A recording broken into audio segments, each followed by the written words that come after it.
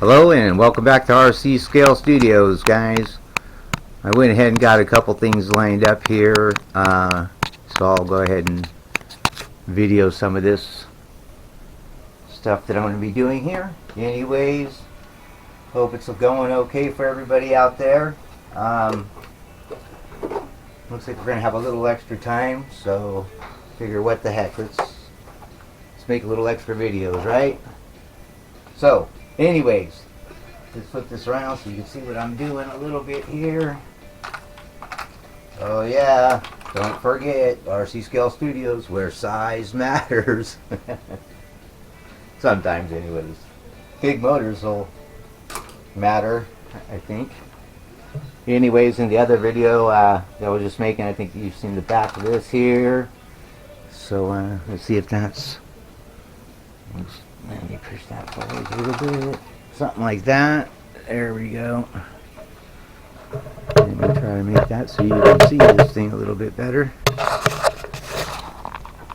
Bear with me. There we go. Something like that. Just so you know, RC Scale Studios, a little side business I was trying to open up many years back, really is the company was intended to make models for the movie industry, and so I thought RC Scale Studios would be a good name for it, and but sometimes that might be mistaken for movies. RC Scale Studios, you should be able to make a good movie, right? Well, our movies kind of stink, but our models are really good, and we can build just about anything if we put our mind to it. I know most of you guys can too. I see some really impressive stuff out there, and I really enjoy watching a lot of those videos, I'll tell you. So anyways, I'm just taking this screw out down here, and I drilled a hole in the plastic so this would thread right into it. If you drill the hole nice and small, or small enough to where your threads will bite real nice. Now this isn't anchoring my parachute, just so you know. That little screw's not holding the parachute on the car. That just holds the bag that the parachute will be in. So when this opens up, the parachute will come out, the bag just stays here. So this doesn't need to be bolted down in some crazy fashion or whatnot, but this little thing will slide right through there. And that little plastic thing right there, I think, is the hubcap off of a wheel of an airplane. Believe it or not, I found it in the junk drawer down there, and I was like, that should do the trick. Everything fits in really cool. So here we go, with this thing bolted on here or screwed down. I can get that in there like that. Now, I really haven't run models with parachutes on them before, so this is kind of new. So I'm definitely going to be contacting Buddy over there at Rocket Man. Like I said, he's a really nice guy, and I'm sure he'll help me out and try to fill me in with some details. I'm making a small list of questions for him, and things like that. I hope he likes my installation of the parachute he made for me, because this is probably an unusual installation, I would think. And but normally I think you could take this thing and mount it up in your fins up higher if you had bigger fins up here, and your parachute would be up here and come out. But this is such a low profile car that if the parachute is mounted down here, it's going to come out, it's just going to be right on the ground. And even if it opens up, it's still going to be like right on the ground. And I'm thinking, I need this thing up off the ground a little bit. It's a big parachute, right? So what I did is, the parachute's going to attach up here at the top. The bag is just to hold it. And we'll go ahead and pack this thing so you can see exactly what I'm talking about. And I got this thing screwed down on there. That's nice and good. It's not going anywhere. And that's just to hold the bag. So that's cool like that. Let's see, we'll get this parachute going here. Now, if you see this video, buddy, don't laugh at my parachute packing here. I haven't had a professional lesson yet on this, but I figure we're feeling halfway decent so far. Just kind of what I'm going to say an educated guess on packing a parachute. So, anyways. And I will get details on this to make sure I'm doing it the best way, even if this way, whether it works or not, which it does work. It pops out real well and stuff like that so far, so that's all good. But this part in the beginning here is going to be popping out of the top here some. See, this is the attachment to the parachute here. Boom! And this is attaching at the top here. So you can see why this doesn't need to be all strong. Just needs to hold the chute in there. So that goes like that. This is going to go inside of here. And wind these up a little bit and get them in there. Now, the way I see it, if you just kind of let everything go in, straight in the way it's going to come out, don't be twisting it around and doing anything fancy, just have it going straight in. And then on the chute itself, I just go back and forth with it. Like I said, and I don't know if this is right, but if you just do this, it seems to work really good. And like I said, I'll be talking to Buddy over there to make sure I'm doing this the best way. But it seems to be fairly quick, and I'm just going back and forth, gathering it up, because you figure when it comes out, it's going to come out the same, right? So it seems like this is good. And so we'll keep doing that, back and forth, all the way. And then this will go in first, and then we'll get the spring in there. So all of our line is just dropped in nice and neatly. Just like that. And we'll drop the parachute in, keeping everything nice and neat. And in it goes. Just like so. And then it leaves some room at the top here for the spring. And the spring is what pops it out and shoots this pre-chute up into the air to get that to catch and yank the main chute out, which is really kind of cool. He did mention a double parachute idea also that we may try at some point.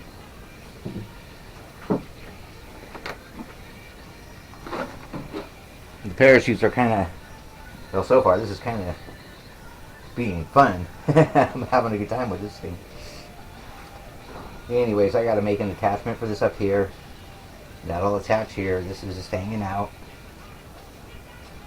And that's like that. And then in goes the spring part here. And I just fold this down so it'll catch the air like that. Poof! Come flying out. And that's a spring there. I don't know if you can see that, but see it goes boing. Pretty cool. Anyways, let's get this thing in here. Once again, just let the string drop right on in there. No fancy things, no twisty, spinning around, whatever's. And then the spring, push it straight on down in. Make sure all of it's in there. Just like that. And first one that comes down is the one with the little hoop on it. So we'll get that down. Whoops, get in there. Like so. Then you want to hang on to that, because that goes through all the rest of them. So we'll bring this bottom one up, put the little hoop through that, and then you can hold it. That holds those two in. And then you put your sides in. Now there might be a sequence to which way these go that works the best. So when it opens up. Now that will be one of my questions I'll be asking, if that's the case. So you can see that was not too bad. Just takes a couple minutes, 2 or 3, and I'm kind of slow too. Because like I said, I'm new at this. This is the other end of the parachute, connects up here at the top, just like that. And here is the little clip. It holds that, just like so. So that's what we have going there. Just like that. And this is going to be just about like that. So that'll pull that. The servo will pull it. Boop. Pull this out. Out goes the chute. Like I said, I need to get this mounted up here with some little something or other there. Probably use a little cable or something so it just holds it out of the way. Anyways, you can see how that works there. Kind of neat. I will get a little close up of that for you. Let's see, going in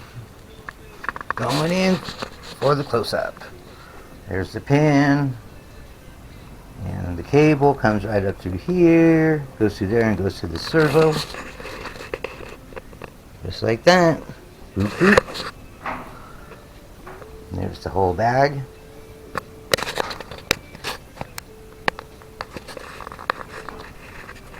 Kind of neat. Like I said, here's for the impact. And this will be right about there. Now I need to make a little bracket to go in here. Down in there. And that is going to control where this is going to be mounted. Or not mounted, but where this will be adjusted to. So I'm going to have this adjustable up and down. Like I said, and I got those two ball bearings down here at the bottom. They come right down like that. And I can adjust that as close as I want to the ground. That way that can keep me off the ground in the back here. So I don't scrape for one. And for two, it'll keep this thing back up on the plane. Because the back end always wants to squat. And then it's going to bring it back up. And get that thing to go. At least that's what I'm thinking. So, anyways, she's coming right along. This is getting exciting. Can't wait to do some test runs here. Now I need to go ahead and mount these little guys right here. Now this one, I don't know if you can see this. Let me try to get that in there. This is an optical one. That's for speed. Now this, I need to take and run it right down in there.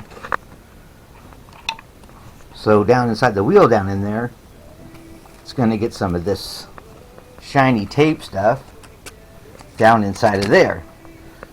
So every time the wheel goes around, the shiny stuff goes whew, whew, just like that. And it reads it. It reads it. It reads it. So with every revolution, it'll tell you, sorry, stop doing that. It'll tell you, it'll tell you the revolutions, and then you do a rollout, I believe. I'm going to have to check the directions real quick, but I'm sure you do a rollout with the wheel. You measure it, and that will just put a big old ruler out here. And this, get up there and be nice. There we go. All right. Like that. Then we're going to mark the wheel. We'll roll it. And that will tell us how far this wheel goes. So we can go ahead and actually do that right now. So if you guys want to hang out a little bit longer, I will do a few more things and then we will take a break. Let's see, how about that right there? And this way you can see what this rollout thing is. Alrighty. Let's see if we can get you a view of this. Probably know how to do it already anyways. Now, actually what I'm going to do is cheat. Alright? Because I have two sets. This set right here is actually a used set that I bought at a hobby store. And it was funny because the tires were for sale and they were 2 tires for $10 used in a bucket. So I'm looking at them going, oh, okay. And they had 4 of these. Yes, and this is off the XL1. So I bought these, and this was a long time ago, before I even got this Limitless car. And next thing you know, I have the Limitless car, and I was looking at these, and I was thinking, you know what, I want to get these on the car. So I'm going to show you what I did to get these on the car also. And a matter of fact, what I'm going to do here is go ahead and end this video, and then I'm going to make another one showing you about the tires and how I got these on too. One guy was asking about if I was running XL1 tires, and I said yes, I was. And I want to make sure that if anybody else wants to try to put these on this car, the Limitless, it's not real hard, but there's some stuff you have to do. You can't just put them on. So anyways, I will talk to you guys real soon.